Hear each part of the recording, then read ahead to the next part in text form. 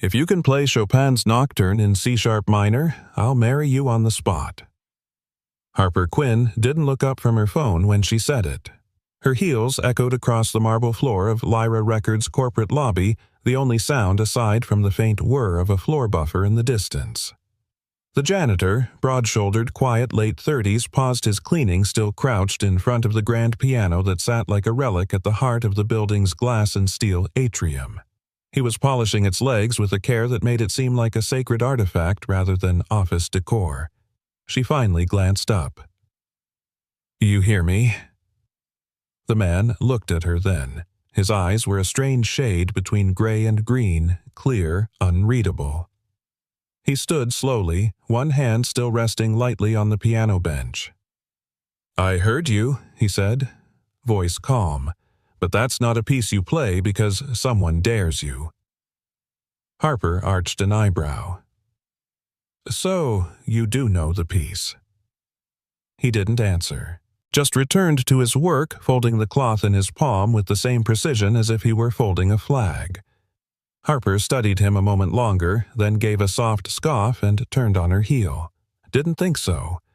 She didn't know why she said it. Maybe it was the silence of another late night in the building she ran but didn't belong to. Maybe it was the absurd romance of the polished piano gleaming under pendant lights no one ever noticed. Or maybe it was the way the janitor had looked at the piano, not as an object to be cleaned, but as something remembered. Either way, the moment was over.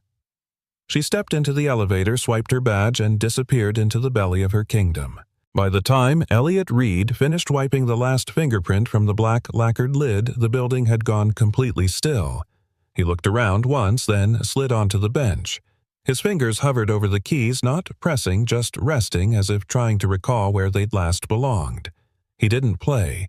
He just sat there, eyes closed, listening to the silence. A silence shaped like memories he hadn't touched in years. The next morning, Harper's assistant handed her a report and a coffee and launched into a rundown of the day's agenda. But Harper wasn't listening. Her eyes were drawn across the glass to the piano in the lobby where a faint smudge on the lid, impossibly faint, caught the light. She remembered his hand resting there, the stillness in his eyes.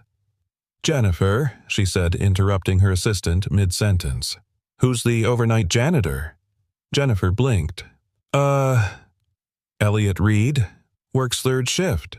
Started 6 months ago. Why?" Harper didn't answer. She just stared at the piano a second longer, then turned to her schedule like nothing had happened. That night, Harper returned to her office long after the others had gone. The building slept. She didn't. Deadlines, investor calls, an upcoming gala featuring a string quartet she didn't even care for. She shut her laptop and headed downstairs. Something about the silence pulled her toward the lobby. The lights were dimmed, casting the piano in a soft halo. And there he was, Elliot, kneeling again, polishing the brass pedals. She cleared her throat. "I owe you an apology." He didn't flinch, didn't stop moving. For what? For being condescending, she said, crossing her arms. It was a stupid thing to say. That Chopin comment. This time he did pause. Most people wouldn't remember. "I remember everything," Harper replied. "That's how I stay ahead." Elliot stood. "Then you should also remember Chopin isn't a party trick. He's—" Prayer set to music. She tilted her head, intrigued despite herself. "You speak like someone who's played him." He gave a small, cryptic smile. "I've played a lot of things. Doesn't mean I still do. Why not? Because some things stop belonging to you when you stop needing them to survive." Harper was quiet. Then, "That sounds like something a man says when he's lost more than he expected to." Elliot looked at her long and hard. Then he nodded once. "Good night, Miss Quinn." He turned to leave. "Wait." He stopped. She walked to the piano, ran her hand along its edge. "Do me a favor. Next time I say something reckless, call me out. Do you say reckless things often?" "Only when I feel something I don't understand." Elliot's gaze softened. "You understood more than you think. You just didn't know how to say it." Upstairs, the security cameras quietly recorded the empty lobby after both had gone, but no one noticed the slight shift in energy around the piano. The next morning, the cleaning crew found a folded paper resting gently on the music stand. No name, just a fragment of music. 4 bars, handwritten, half a melody, a beginning, like someone had just remembered how. The applause was supposed to feel like triumph. Instead, it was a dull roar in Harper Quinn's ears, echoing like a storm trapped inside a cathedral. She stood behind the heavy velvet curtain, back pressed against the cool concrete wall, one hand still trembling. She had made it through 3.5 minutes of Bach, barely. The notes had bled together. Her tempo had faltered twice. Her left hand had locked at one point, paralyzed by a memory she couldn't name. And though the crowd clapped politely, she could feel their confusion. Why is she up there? Was that intentional? Is she... Okay. She wasn't. Harper had not touched a piano in 18 years. The gala was supposed to feature a world-class pianist from the Berlin Philharmonic, but a car accident that afternoon had sent the entire events team into a meltdown. With no time to fly and a replacement, the board had asked Harper half-jokingly if she could still play a little something for the intro segment. She had smiled tightly. Of course. And then she'd locked herself in a practice room for 4 hours trying to remember how her fingers once moved without fear. She should have refused. But pride is a strange god, it lets you burn rather than bow. Backstage. Harper exhaled slowly and unclenched her hands. The last chord still throbbed in her palms. She didn't want pity. She wanted air. She slipped out the side exit of the venue, the chill of the New York night slicing through her dress like a blade. The staff parking lot was mostly empty except for the low hum of a few idling vans. And then music. Soft, clear, fragile as moonlight on water. A piano. The same piece. But this time played the way it was meant to be. Each note a breath, each pause a heartbeat. She followed it. Behind the loading dock in a storage bay barely lit by a flickering bulb sat a weathered upright piano, likely dragged out for ambiance forgotten in the chaos. And, added playing with eyes half closed and posture that spoke of old discipline, was Elliot Reed. He didn't notice her at first. His fingers danced across the keys with the precision of someone who didn't need to think, only feel. Harper stood there in stunned silence, the chill forgotten. It wasn't just that he was good, it was that he played like he'd lived inside the song, like the music knew him not the other way around. Finally, he glanced up and saw her. The last chord faded into the shadows. "I thought you left," he said softly. "I did." Her voice was barely a whisper. "But then, you played." Elliot stood slowly brushing imaginary dust from his sleeves. "Didn't think anyone would hear. That was Bach." He nodded. "Your choice tonight. You rushed the transitions in the middle. Hands got stiff. Too much tension in the shoulders." Harper crossed her arms. "You were listening. You were shouting, 'Miss Quinn, not playing.'" The words stung, not because they were cruel, but because they were true. She took a breath.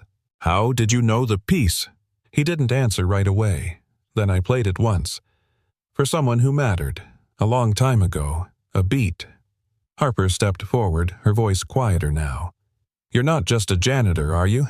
No more than you're just a CEO," he replied. "We all hide in uniforms." The silence between them stretched. It wasn't awkward, just dense like a note sustained too long, waiting for the resolve. Then Harper asked the question she'd been circling since the night before. "Why are you here, doing this? Cleaning floors, polishing pianos, hiding backstage?" Elliot didn't look at her when he answered. "Because life is a thief. It takes what you love and leaves you with what you need to survive. And sometimes, survival looks like pushing a mop." Harper's throat tightened. "That's a poetic way of saying you gave up." He turned then, not angry but steady. "I didn't give up. I gave everything. There's a difference." And in that moment, Harper saw it not just the man who could play, but the man who had stopped. Not because he lacked talent, not because no one believed in him, but because something or someone had mattered more. She swallowed hard. "You should have been on that stage tonight." Elliot shook his head. "It wasn't my place." "Then where is your place?" she asked, stepping closer. Because clearly it's not behind a cart of cleaning supplies. He looked at her, a flicker of something behind his eyes, grief, maybe. Or something older. My place, he said slowly, is beside the person who needs me most. And with that, he stepped away from the piano as if the song were finished. Harper stood frozen, the night pressing in. She thought of all the concerts she'd attended, all the prodigies her label had signed, all those brilliant performers chasing fame like it was oxygen. But this man had played a song she couldn't forget. Then walked away like it was nothing. Or maybe like it was everything. That night, back in her penthouse, Harper couldn't sleep. She found herself scrolling through databases, press clippings, old concert programs. No trace, no name, nothing that connected a janitor named Elliot Reed to any musical past. Except one blurry photo. A young man, 20-something, playing piano at a chamber concert in Montreal. The face was younger, but the eyes. Same strange shade. Same stillness. Caption E. Reed finalist St. George Classical Showcase 2005. Beneath it in small print considered a rising star. Disappeared from the circuit in 2009. Harper leaned back, heart pounding.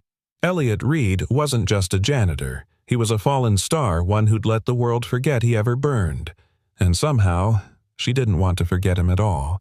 Tell me the truth, Harper said. Elliot didn't even blink.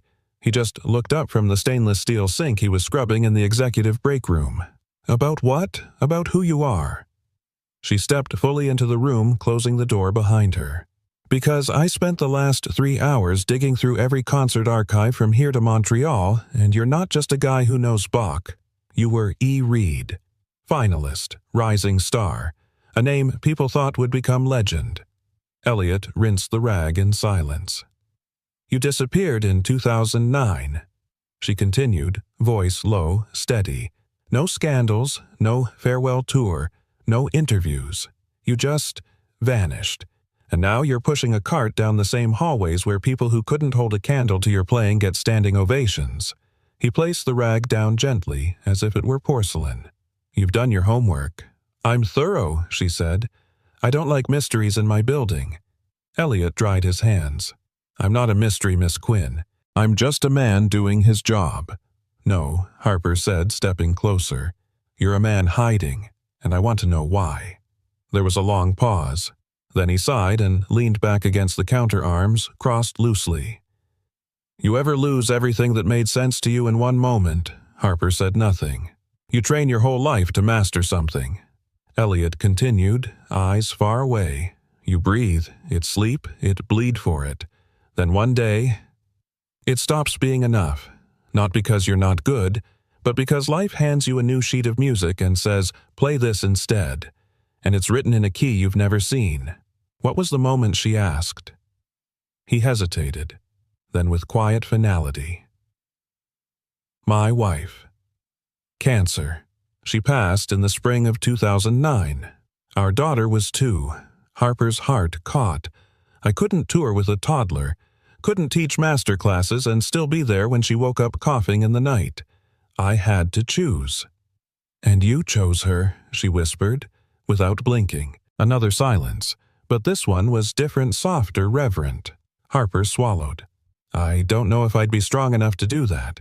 You'd be surprised what you're capable of when someone small needs you to survive. She sat on the edge of the counter across from him. So, you gave it all up. I gave up the stage, Elliot said. Not the music. Where is it now? She asked. The music. His eyes flicked to her, then away. Mostly quiet. Sometimes it wakes up when she laughs, or when she sleeps. But I don't play anymore. Why not? Because when I sit at the keys now, I hear everything I've lost. Harper looked at him for a long moment, then said quietly, You're wrong. Elliot arched an eyebrow. You don't hear what you've lost, she said. You hear who you've loved. That's not the same thing. The room felt heavy, sacred, like they were standing in the middle of a cathedral neither had meant to enter. Elliot studied her. How do you know that Harper's voice wavered? Because I stopped playing too, a long time ago, for different reasons. But the silence, It's familiar. He said nothing. I was 12, she said, eyes fixed on the floor. My father was a composer, brilliant but broken. Music was his god and his curse. He'd spend days in a manic trance, then come home and destroy everything he wrote. One night, I messed up a note. He said, "Don't touch that piano again until you're worth hearing." I never played after that. Elliot's jaw tightened. You still believe him? Harper looked up. I don't know, but I still hear him. Elliot walked to the sink, rinsed his hands again, then turned off the water with a soft click. You ever play for someone who doesn't know who you are? He asked. No. Then maybe that's what we're both missing. The next night, Harper returned to the lobby well past midnight. The piano gleamed under low pendant lights untouched. She sat, let her hands hover above the keys. Then, softly, cautiously, she began to play. The first notes were halting, like someone testing language after years of silence, but she kept going. Her hands remembered more than her mind did. Then, a second pair of hands joined hers, not intrusive, not showy, just there, lifting the melody where she dropped it, building a harmony that wrapped around her like a second chance. She didn't look up. She didn't need to. Elliot sat beside her, expression unreadable, playing as if the past wasn't chasing either of them. They played together, a patchwork of broken rhythms and half-remembered scales. And yet, somehow, it was beautiful. When they finished, neither spoke for a long time. Then, Elliot said, "Your left hand still tenses when you're uncertain." Harper exhaled a breath she hadn't realized she'd been holding. "So does my heart." He looked at her. The two are usually connected. She turned to face him. "What was that piece we just played? I don't know," he said. "We made it up." Harper smiled, not the practiced boardroom smile, but something real. Tired. Warm. "Maybe we should finish it someday." Elliot nodded. "Maybe we already started." Later, as Harper rode the elevator alone to the top floor, she realized something she hadn't felt in a very, very long time. Hope. It didn't feel loud or grand. Just like a key gently turning inside a door she hadn't touched in years. And somewhere beneath it all, buried deep in the echoes of Chopin and Bach and her father's voice, she heard a different melody now. One that didn't belong to loss. One that might belong to her. The first thing Harper noticed was that his apartment didn't look like it belonged to a janitor. It wasn't expensive or large or particularly stylish, but it was lived in warmly. Every surface was clean. A worn couch sat beneath a wall covered in framed sheet music, and a second-hand bookshelf sagged with classical scores and children's books. The faint scent of cinnamon lingered in the air, and somewhere in the back a tea kettle was beginning to whistle. But the centerpiece of the small living room was a piano, upright, modest, but well cared for, tucked beneath a window where the sunlight fell like a curtain of gold. Harper hadn't meant to come inside. She'd just walked Elliot home after an impromptu dinner, burgers, nothing fancy. But Luna had tugged on her hand and said, "Come see my music wall," and before Harper could say no, she was in. Now she stood frozen, her eyes locked on the piano. "That's where it started," Elliot said quietly, stepping past her with 2 mugs of tea. Luna took her first steps toward that bench. "I was practicing Chopin." She let go of the coffee table and walked straight to the music. Luna beamed proudly. I touched the low C. It was magic. Harper smiled, then took a sip of tea. "It smells like memories in here." Elliot sat across from her. "That's what grief is most days, memory with sharp edges." Luna skipped over, holding something in both hands, a thick folder with frayed edges and music paper peeking out. "Daddy's songs," she announced. "Well, half of them. He says most are sleeping." Harper raised an eyebrow. "Sleeping." Elliot rubbed the back of his neck. "Unfinished. Ideas I never chased down. Melodies I was too tired or too scared to complete." Harper took the folder gently. The first page was a delicate melody handwritten in pencil notes spiraling across the staff like whispers. It ended abruptly, mid-phrase. "You wrote this," he nodded. "A lifetime ago. It's beautiful." She traced the final measure with her fingertip. "But it stops too soon." Elliot shrugged. "So did a lot of things." That silence again. The kind that says more than anyone dares to. Then Luna said softly, "Daddy used to play at night when he thought I was asleep. I always listened." Harper turned to her. "Do you play too?" "I try," Luna said proudly, "but my fingers are short." "They'll grow," Elliot said, "and they already know more than most people's hearts."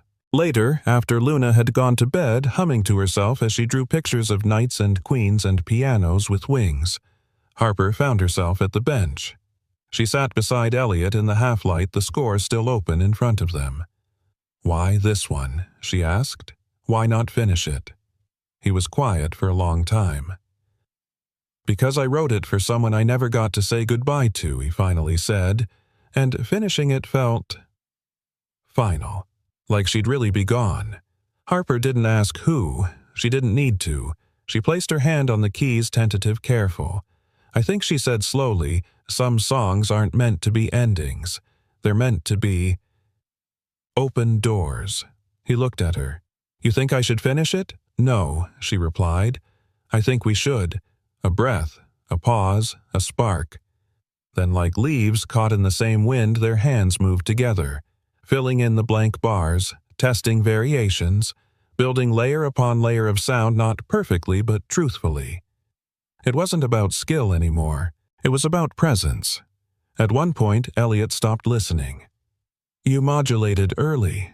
"I know," she smiled. "It felt right." He shook his head with mock disapproval. "You're breaking the rules." "Rules never raised a child alone," she said softly. "Rules didn't hold you together when your world fell apart." Elliot looked at her. No. But music did. The clock struck midnight before either of them noticed. Elliot stood stretching. "Luna's appointments are early tomorrow." Harper nodded, rising. "Thank you for all of this." He walked her to the door, but just before she stepped out, she turned. "I've been thinking about what you said, about survival and sacrifice, and I realized something." "What's that?" "That you didn't just give something up," she said. "You gave yourself away piece by piece to build something bigger than you." He didn't speak. "You're not unfinished, Elliot. You're just waiting for the right person to turn the page." He swallowed hard. "Maybe it's time." She stepped into the hallway. "Good night, Mr. Reed." He smiled faintly. "Good night, Miss Quinn." And as the door closed between them, Harper realized she hadn't been this afraid or this alive in years. Not because of who he was, but because of who she was with him. That night in her penthouse, Harper sat alone at her own piano, untouched for over a decade. She opened the lid, placed her hands on the keys, and finished the phrase he'd started. The next time Harper visited, it wasn't planned. She told herself she was just dropping by after a client meeting uptown. But the truth was, the silence in her penthouse had begun to feel deafening again, and she was starting to realize something. Sometimes it wasn't music you missed. Sometimes it was the people who made you want to listen. When Elliot opened the door, Luna barreled into Harper with an enthusiastic hug, nearly knocking her purse sideways. "You came back," the girl beamed. "I was practicing the new piece. I gave it a title." Harper crouched to her level. "Yeah." "What is it?" Luna held up a sheet of paper with bold, colorful letters, "The Song That Never Sleeps." Elliot raised an amused eyebrow from behind her. "Her naming skills are dramatic." Harper smiled. "No, she understands something most composers forget, that real music doesn't end when the notes stop." Luna twirled, giggling. "I knew you'd get it." They gathered around the piano again, this time in daylight. Harper noticed Luna sitting with surprising posture, fingers resting lightly on the keys. Elliot sat beside her, adjusting her wrist with the gentleness of a craftsman. "Ready?" he asked. Luna nodded, starting with the left hand. "The pattern's offbeat?" "I hear it in threes, not fours." Harper tilted her head. You hear that Luna gave a modest shrug. "It's just there, if you listen with your eyes closed." Elliot grinned. "She's got what the teachers used to call an absolute ear. Knows when a note is even a quarter tone sharp." Harper crossed her arms, watching the little girl play a broken-down arpeggio like she was unlocking a treasure map. "You didn't tell me she was gifted," Harper said. "She's not a trophy," Elliot replied. "She's just Luna." Harper met his eyes. That's the most beautiful thing a parent can say.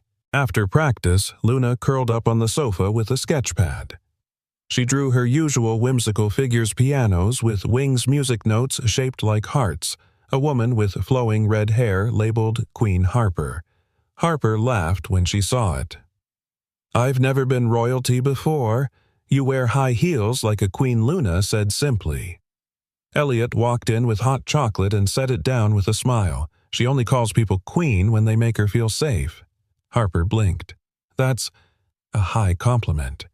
She doesn't say it often. Elliot's tone was quiet. Luna looked up. I used to call Mommy that too. The room fell silent, not in awkwardness but in reverence. Harper sat beside her. Do you remember her? Little things, Luna whispered. She smelled like orange tea, and her voice sounded like lullabies. Sometimes, when Daddy plays slow songs, I think she's in the room. Harper reached out, gently brushed a strand of hair from the girl's forehead. She sounds like someone who left a lot of love behind. She did, Elliot said from the doorway. His voice wasn't broken, but there was an ache in it. A hollow that had learned to echo gently instead of scream. Later, when Luna went to her room for a nap, Harper wandered to the bookshelf. She ran her fingers across worn bindings, old programs, photos of Elliot and Luna at parks and hospital waiting rooms, and birthday cakes with uneven candles. But what caught her attention was a faded journal with a red ribbon tucked inside. She opened it carefully and found pages of music, but also words, lyrics, handwritten raw, unfinished, notes in the margins, scribbles and revisions, a phrase repeated again and again. What we lose becomes what we love deeper. She turned. You wrote lyrics too? Elliot, pouring tea, nodded, before the silence got too loud. She held up the book. You should finish these. I wrote those when Sarah was in the hospital, he said, not meeting her eyes. I couldn't fix her body, but I tried to give her a lullaby strong enough to stay behind. Harper's throat tightened. Did you ever sing it to Luna once? And she cried. She said it sounded like goodbye. Harper sat beside him. Maybe now. It could sound like home instead. There was a pause. Then, she's getting worse, Elliot said. Harper stilled. More attacks lately. Shorter breath. Her color fades faster. Her doctors are talking about options, but you can't afford them. I can't afford to hope, Harper. That's the cost that scares me most.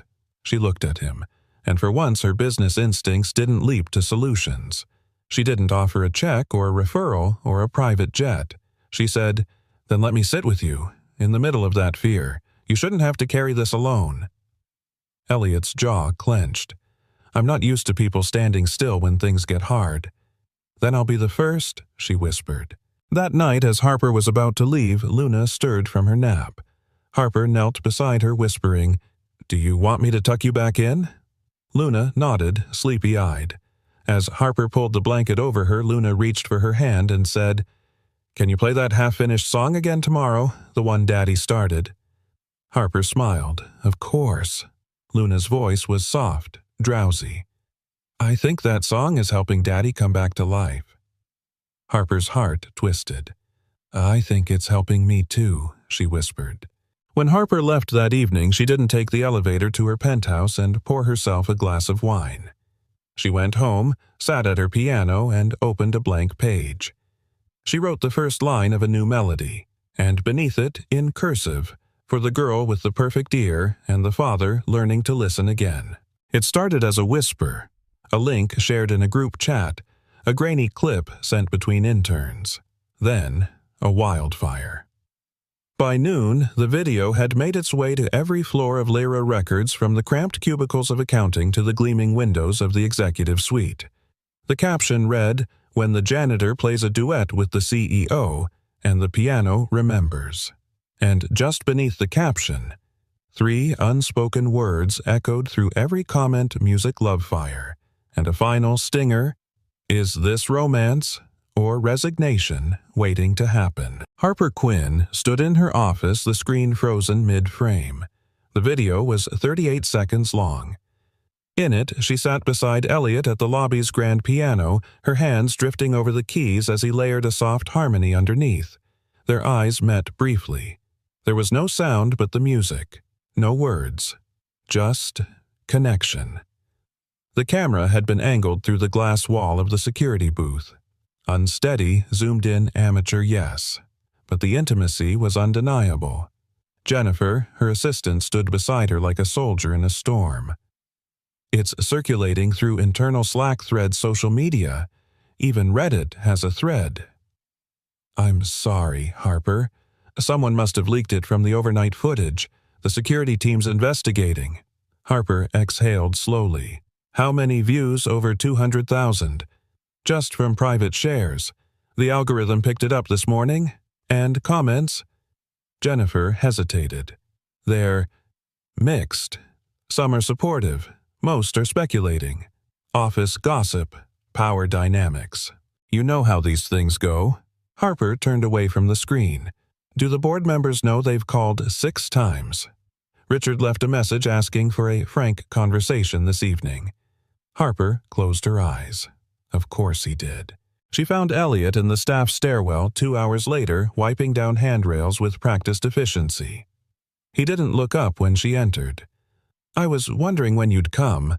Harper held out her phone. It's everywhere. I know. You knew someone recorded us, I found out this morning. Someone in payroll winked at me and said, "Nice duet, maestro." I thought he was having a stroke. Harper didn't smile. This isn't funny. No, it's not. She stepped closer, her voice low. They're turning this into something it's not. Turning you into something you're not. They're saying you're using me or I'm manipulating you or that I'm a project you took on to fix your public image. He finally looked at her. And what do you think it is? Harper blinked. I think it's real. Whatever this is, it's the most honest thing I've touched in years. Elliot studied her. Then why do you look like you're already running from it? Her voice cracked. Because I know how this ends. Tell me. They'll drag my name, question my judgment, my leadership, everything I built, and you think I don't know how that feels? His voice was calm but sharp now. I gave up the only thing I was ever praised for. I vanished so my daughter could breathe. You think I don't know what it means to watch a life dissolve? She looked away. I didn't ask for this. No, he said. But you played for it. You showed up for it. And now you want to hide. I'm trying to protect you, she snapped. No, Elliot replied. You're trying to protect your image, and you're using me as the reason to retreat. That landed like a slap. He didn't flinch. Let me ask you something, Harper. When was the last time you stayed in something messy? Something you couldn't script, couldn't schedule, couldn't control? Her mouth opened, then closed. That's what I thought. She stepped back, arms wrapped around herself like armor. You have no idea the pressure I'm under. You're right, he said. I just know what it feels like to be left standing when someone walks away. A beat. Then Harper whispered, Is that what you think I'll do? I don't think it, Elliot said. I see it. The next morning, headlines hit the trade sites. Power Ballad or Power Imbalance CEO Harper Quinn, caught in intimate moment with janitor. Leary Records. Faces backlash over workplace boundaries. Viral duet sparks. Ethics inquiry. Inside Lyra's headquarters, whispers followed Harper down every hallway. She didn't need to hear the words, she felt them. The board meeting was scheduled for 4:30 p.m. She entered the room 20 minutes early, sat at the head of the table, waited. One by one, they filed in Richard Quinn, chairman of the board, and her late father's brother entering last. Harper, he said curtly, taking his seat. We need to address the optics. Of course. We'll issue a statement clarifying your relationship with Mr. Reed as non-romantic and outline our zero-tolerance policy moving forward. Harper looked up. It is romantic. Silence. I'm not going to lie to clean up your discomfort, she said. I sat at that piano because I felt something real. I'm not ashamed of it. Richard frowned. This could cost the company millions. Harper met his gaze. Then maybe we should ask why we built something so fragile that a single moment of humanity can shake it. A beat. You're making a mistake, Richard warned. No, she said. I'm choosing something else, for once. Later that evening, Harper stood outside the building. No press, no entourage, just herself alone under the city's gray sky. Her phone buzzed. A message from Elliot. "We lost something today, didn't we? Or maybe we finally stopped pretending we never had it." She stared at the screen, then typed, "I don't want to lose you." His reply came quickly. "Then don't." But it wasn't that simple. Because when she knocked on his apartment door the next night, there was no answer. A neighbor said he'd packed a bag. Something about a trip to the hospital. Harper's chest tightened, and for the first time in years, the woman who'd built an empire ran. The hallway smelled like antiseptic and old fear. Harper hated hospitals, the flickering lights, the mechanical hush, the way people whispered like the air itself might break under pressure. She found Elliot in the pediatric wing room 312. The door was cracked. She paused before pushing it open. Inside, Elliot sat beside Luna's bed, one hand wrapped tightly around hers, the other covering his eyes. His shoulders rose and fell in shallow, shaky rhythm. Luna was pale, too pale. Oxygen tubes framed her face. The heart monitor beeped steadily but softer than it should. A stuffed bear sat tucked under her arm. Harper stepped in quietly. "Elliot," he looked up. His face was hollowed raw. "How did you know your neighbor?" she said gently. "You didn't answer my text." He blinked like he'd forgotten what a phone was. "Sorry." She approached the bed, eyes on the little girl. "How is she?" "Critical," he whispered. Attack hit harder than usual. Oxygen dropped fast. They had to intubate her before I could even process what was happening. Harper's heart clenched. "Is she awake?" "She was," he said. She kept asking for the song. "The one we were writing together." His voice cracked. "I couldn't finish it," he whispered. "I promised I would, but I couldn't." Harper took his hand. "Then we'll finish it now." He looked at her, tears brimming but not falling. "You think she'll hear us?" "I think love travels," Harper said. "Even through glass and wires and beeping machines, especially then." They sat at Luna's bedside side by side, no piano, no keys, just two hands tapping the rhythm softly on her blanket, one melody, one harmony, half whispers of a lullaby still being born. And when Elliot finally sang, voice quiet, rusty from years of silence, Harper sang with him. The sky is dark, but not for long.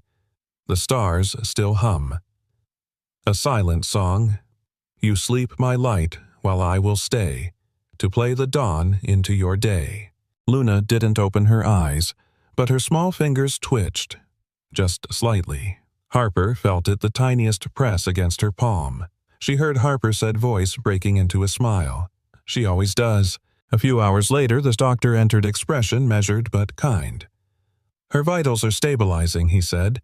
The medication is helping, but this isn't sustainable long term. She'll need more advanced treatment, a specialist team likely out of state. Elliot stood. How long do we have? A few weeks. Maybe less if another episode hits before her system recovers. You should prepare. The door closed. Silence swallowed the room again. Elliot leaned against the wall. I can't afford Boston. I can't even afford a second ER visit. Harper stepped forward. Then let me help. I can't ask you for that. You didn't ask, she said. I'm offering. He looked at her, pain flickering in every line of his face. Do you know what it feels like to have your dignity measured in invoices? She reached up, touched his cheek. Do you know what it feels like to have money and still feel useless? That stopped him. I've sat in boardrooms making million-dollar decisions while my soul begged for something real, she whispered. Don't rob me of the chance to finally give something that matters. A beat. Then Elliot pulled her into a fierce, silent embrace. Not romantic, not restrained, just human. Two people holding each other at the edges of fear. The next day, Harper cleared her schedule. Called every contact she had in pediatric cardiology. Donated anonymously to the hospital foundation to fast-track Luna's transfer. But she didn't just write checks. She sat beside Luna, told her stories, brought coloring books and noise-canceling headphones, read her music notes like fairy tales. And slowly, room 312 stopped smelling like fear. It began to smell like hope. 3 days later, Luna was approved for transport. The specialist team in Boston would take her in within the week. Harper returned to Lyra Records that evening to sign a final document transferring her voting power. The board had forced her out. They called it a mutually agreed transition. She called it the price of honesty. As she packed her office, Jennifer entered quietly. "You don't have to go like this." "Yes, I do," Harper said. "They built this tower without room for people like Elliot, or Luna, or even me, honestly." Jennifer hesitated, then handed her a folder. "These came in the mail today. Fan letters from people who watched the video. They weren't mocking, they were moved. They said you made them feel again." Harper smiled softly. "Then maybe I finally did something worth the noise." She left the building that night with a box under one arm and Elliot's old composition folder under the other. The next time she saw him, they were standing outside the car that would take Luna to Boston. Luna looked stronger. Still small, still fighting, but her eyes were bright, her smile steady. "Miss Harper," she said, tugging on her sleeve. "Will you come visit me after I get my new heart?" Harper knelt. "I'll be there the day it starts to beat." Luna leaned in and whispered, "Bring the music." Elliot stood by watching it all, his eyes misted but his posture proud. "Thank you," he said quietly. "You're welcome," she replied, "but I didn't save her. You did. Every day you showed up when it was hard. That's what love looks like." He looked at her. Really looked. "You saved me." They stood there for a long time after the car pulled away. No rush, no words, just music humming between them without sound. That night, Harper sat at her piano alone. She pulled out a blank sheet. At the top, she wrote Finale, the song that never slept, and below it, For the Girl Who Fought to Breathe and the Man Who Never Stopped Listening. The room was colder than she remembered. The boardroom table, 42 feet of walnut and polished ego, sat like a monument to control. Around it, the faces were familiar, but colder now, tightened by discomfort and whispers of scandal. Harper sat alone at the head, back straight, fingers interlaced, not as a CEO, but as a woman who had already let go. She had worn navy. No jewelry, no makeup, no mask. Because this wasn't a negotiation. It was a reckoning. Richard Quinn cleared his throat, first seated across from her like a judge at sentencing. "The optics haven't improved," he began. "Despite your efforts to stay quiet, the narrative has taken on a life of its own." "I'm aware," Harper said calmly. He nodded toward a legal packet on the table. "We've drafted a mutual separation agreement. You step down without further noise. In return, we ensure your reputation stays intact, your severance remains whole, and the press gets a clean version of your exit." Someone else chimed in, Margot Lynn, VP of Marketing. "We can spin this as your choice. A desire for personal growth, maybe even frame it as philanthropic. Say you're pursuing music outreach programs." Harper didn't blink. "You want me to lie. We want to protect the company Richard corrected, and frankly, to protect you." Harper leaned forward. "You want me to erase the truth because it makes you uncomfortable, because I did something human in a place built for machines, because I sat at a piano and felt something real in front of someone who wasn't wearing a suit." Margot's voice sharpened. "You're not being asked to apologize for feelings. You're being asked to take responsibility for the risk you introduced." "There's no risk in loving people," Harper said, voice cutting clean through the room. "The risk is in pretending you don't." Silence. Richard closed the folder with a snap. "Then let's stop pretending. If you reject this agreement, we'll proceed with a vote of no confidence. You'll be removed with cause. That affects not just your severance, but your legacy." Harper exhaled slowly. "I've carried this company through lawsuits, market crashes, and artist meltdowns. I've worked 18-hour days for years, built brands that outsold expectations, mentored interns who became vice presidents. And now, you want me gone because I loved someone you didn't see coming." Her voice lowered. "Let me ask you something, Richard. When did we become so afraid of grace? He flinched. Margot looked away. Harper stood. I'm not going to sign your lie, and I'm not going to beg to stay. If being human costs me my seat at this table, then I'll build a better one. Somewhere, people like Elliot Reed don't have to disappear to survive. Somewhere, music still matters. She reached into her bag and placed a small envelope in front of Richard. What's this? He asked. A personal donation to the Lyra Foundation, Harper said. To fund music education for underprivileged kids. Name it after whoever you want, but don't let it go to waste. Then she turned to the rest of the room. I'm leaving not because I'm ashamed, but because I've remembered who I am. No one moved as she walked out.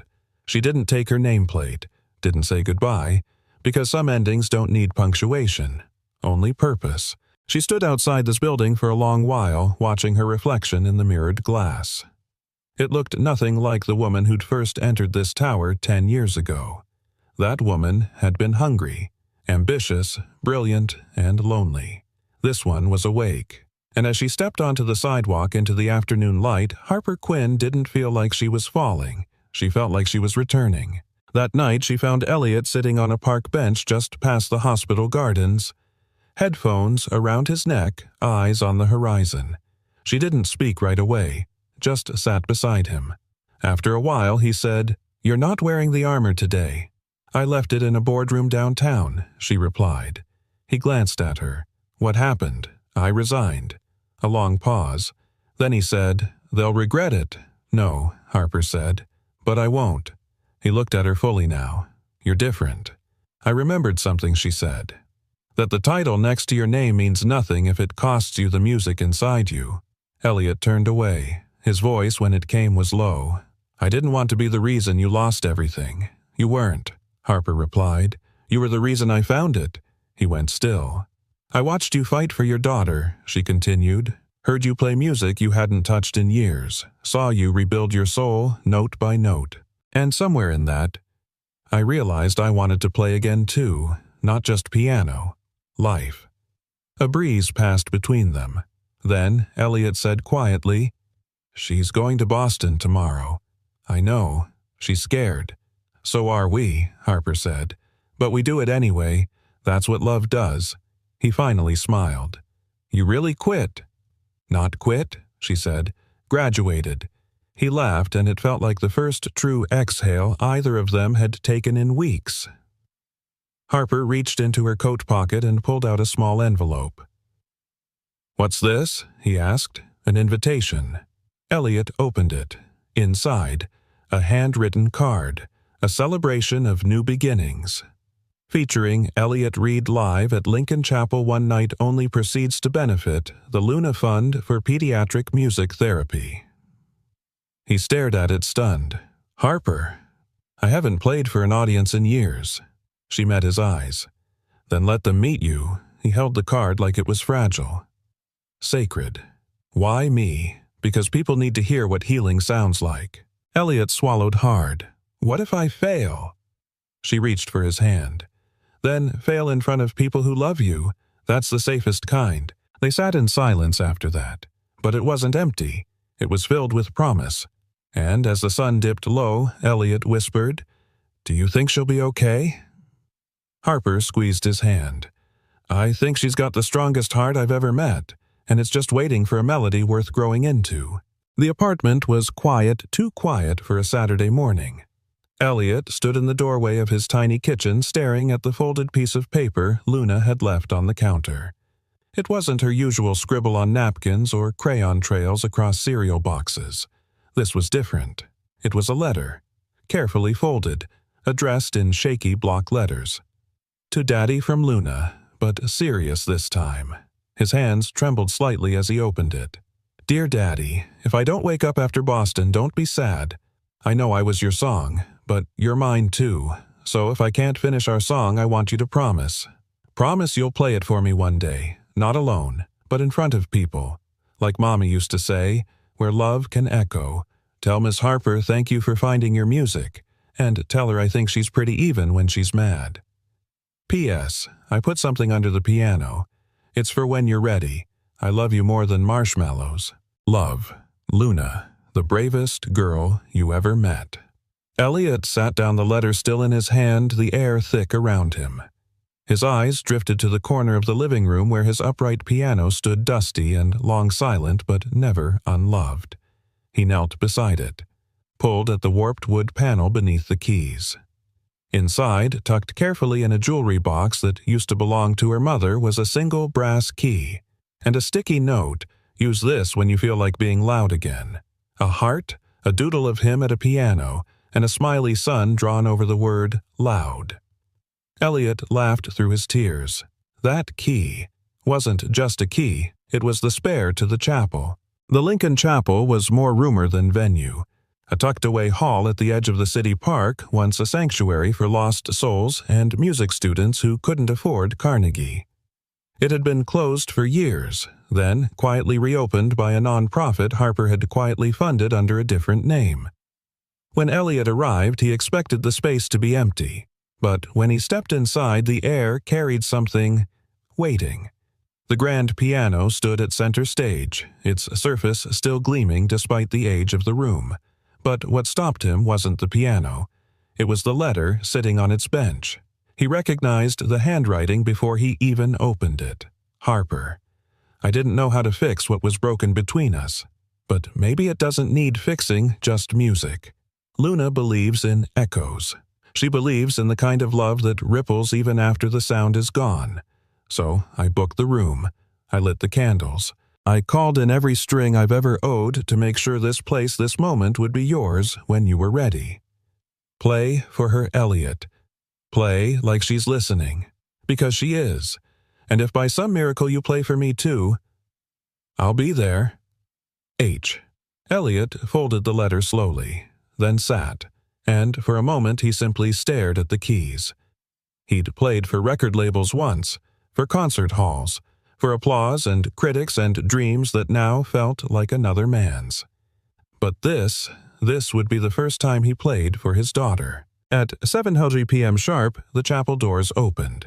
It wasn't a concert. There were no tickets.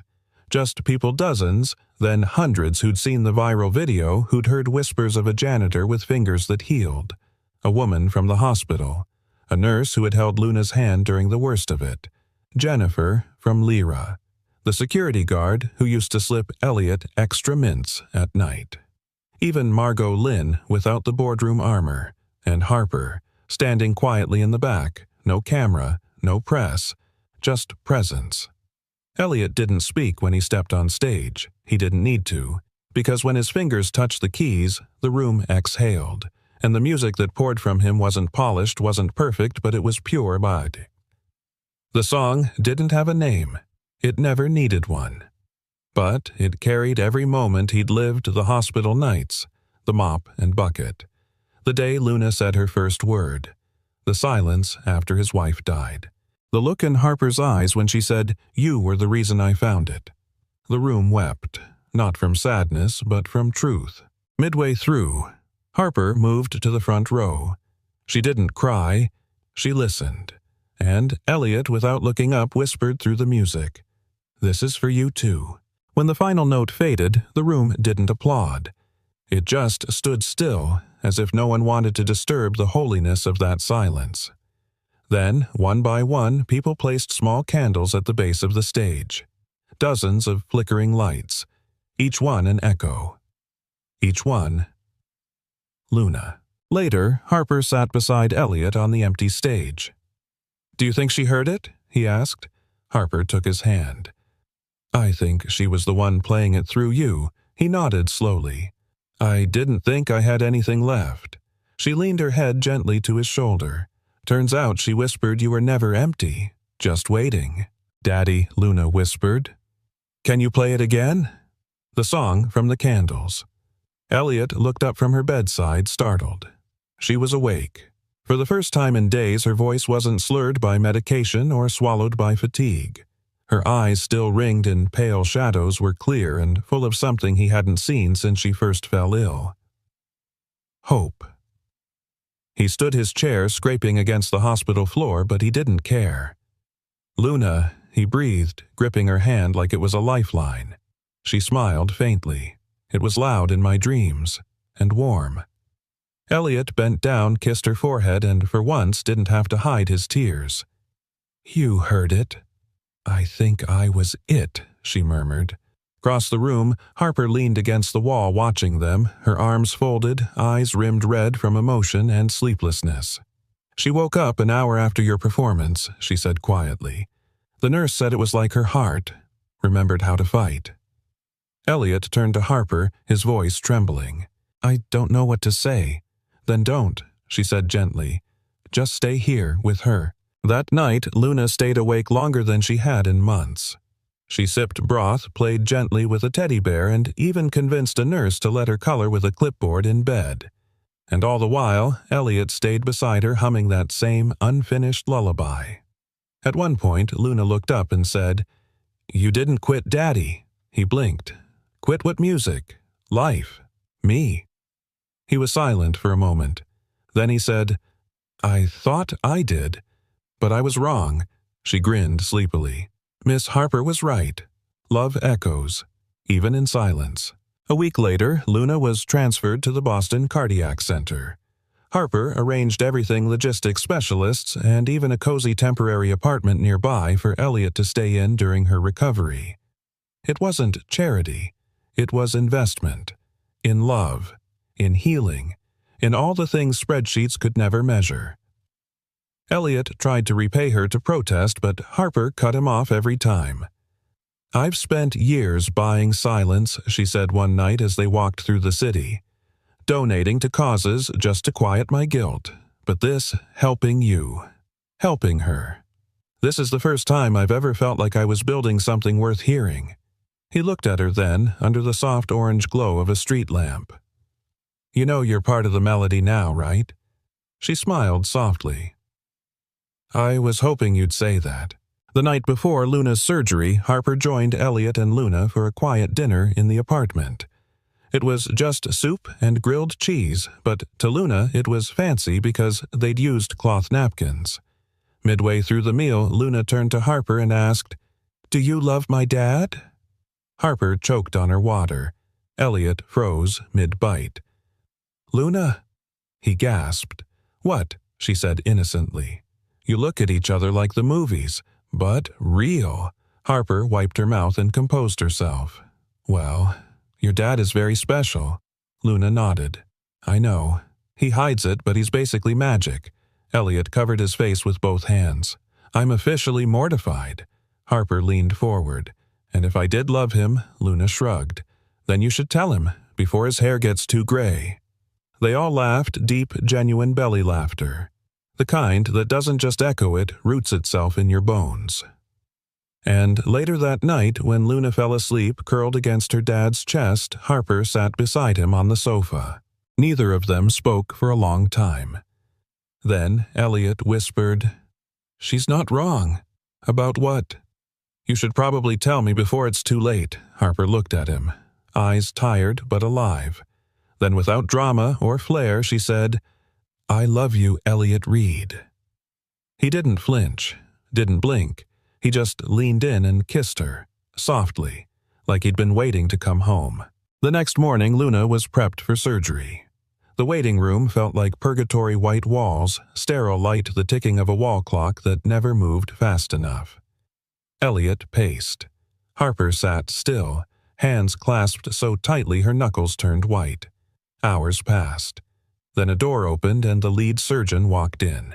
He looked tired, but he smiled. She made it.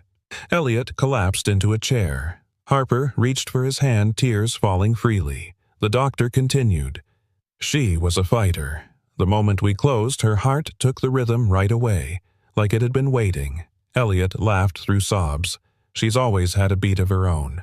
That night, Elliot visited the chapel again. This time, Harper was already there waiting at the piano, fingers resting on the keys. He joined her without a word. Together they played. No audience, no cameras, just them, and the echoes of a girl with a heart strong enough to carry them all. The song they wrote that night would one day open music therapy centers across the country. It would be taught in schools, used in hospital wards, hummed by strangers. But it would always belong to three people: a janitor, a CEO, and the little girl who believed in echoes. The wind carried the scent of spring earthy clean full of second chances. Beneath the blooming dogwood trees that lined the path toward the Lincoln Chapel, Luna Reed skipped along the cobblestones, her dress fluttering her laughter, rising like music into the morning air. She had a scar now, one that peeked out from beneath her collar like a quiet badge of courage. But she wore it like she wore her smile without shame. It didn't mark what she'd lost. It reminded her of what she had survived. "Careful," Elliot called out from behind her. "You're not that healed yet." Luna stopped, spun around with hands on her hips and grinned. "Daddy, you're the one who said scars are just proof we kept going." He chuckled. "Did I? You say a lot of smart things when you think I'm asleep." Harper walked beside Elliot, her hand in his. "She gets that from you." "No," Elliot replied, glancing at her. "She gets that from us." They approached the chapel doors together, the same doors where once Elliot had entered alone, afraid his music had died. Now he stood not as a janitor, not as a shadow of his former self, but as a man fully seen, a man who had loved, lost, broken, and rebuilt, and beside him the woman who had dared to believe he still had something worth hearing. Inside, the air buzzed with anticipation. The seats were filled not by celebrities or critics, but by nurses, teachers, janitors, librarians, single moms, and tired fathers. Ordinary people who had found something extraordinary in the story of a girl, a piano, and the man who played in silence until someone finally listened. At center stage, under a soft halo of warm light, sat the piano, polished, open, waiting. Harper knelt beside Luna in the front row. "You sure you remember the first part?" she asked gently. Luna beamed. "I practiced with Daddy every day." Harper smiled. "And if you get nervous, I'll just look at you and pretend you're a giant marshmallow." Harper laughed, covering her mouth. "Deal." Then Elliot stepped onto the stage, calm and steady. He leaned toward the microphone. "Tonight isn't about perfect notes," he said. "It's not about talent or technique. It's about what happens when we stop running from the parts of ourselves that hurt and start letting them sing." He gestured toward the wings. "Luna," the room held its breath. Luna emerged slowly. Her small figure illuminated as she walked to the bench. Elliot lifted her up, adjusted the sheet music, though they wouldn't be needing it, and sat beside her. Then, with one soft breath, they began to play. The melody started slow, gentle, almost hesitant. But then, like muscle memory infused with love, it bloomed. Each note built upon the last like bricks forming a home. It was the same lullaby Elliot had played that night in the hospital in the chapel, and in every quiet hour he thought he might lose her. But this time Luna played the first part, and when she reached the moment her hands weren't strong enough, she lifted her eyes to him and whispered, "Your turn." Elliot took over. His hands danced across the keys not as a performance, but as prayer. Then, just when the final note approached, he paused, turned to the crowd, and nodded once. The string quartet rose in the back. The children's choir stood. And suddenly, the room wasn't just watching a concert. They were inside it. The harmony swelled. Voices lifted. Some audience members cried. Some held hands. Some closed their eyes and simply listened. Because somehow, in that moment, everyone recognized the song. Not from memory, but from meaning.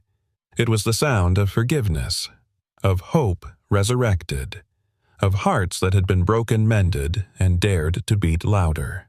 After the performance, no one rushed to leave. People lingered like they were afraid the magic might fade if they stepped outside. Luna, still clutching a single white lily someone had handed her, turned to her father. "Do you think Mommy heard us?" Elliot knelt to meet her eyes. "I think she wrote the bridge." Outside, Harper leaned against the chapel doors, watching Elliot with a soft, full gaze. When he finally reached her, she didn't speak. She just touched the corner of his mouth where a tear had dried. "I knew your silence wasn't empty," she whispered.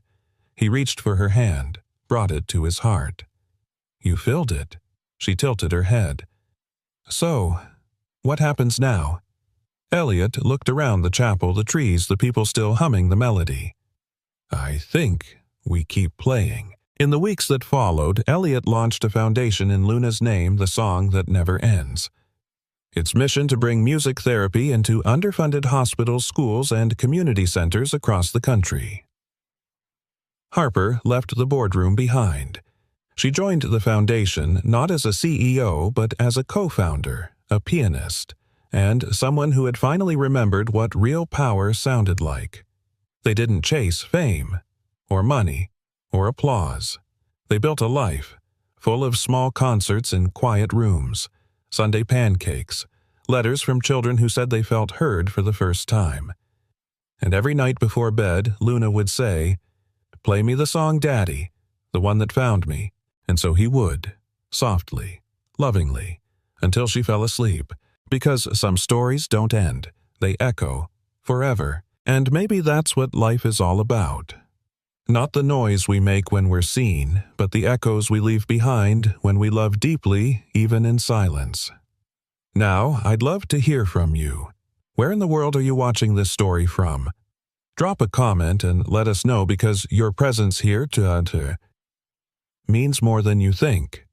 If this story touched your heart, if it reminded you of someone you love, or simply gave you a reason to smile, today, please consider subscribing to the channel. There are many more stories waiting to be told. Stories that heal. Stories that matter. Thank you for spending your precious time with us. Until the next story, stay kind, stay brave, and remember, sometimes the quietest people play the loudest songs. You just have to stop and listen.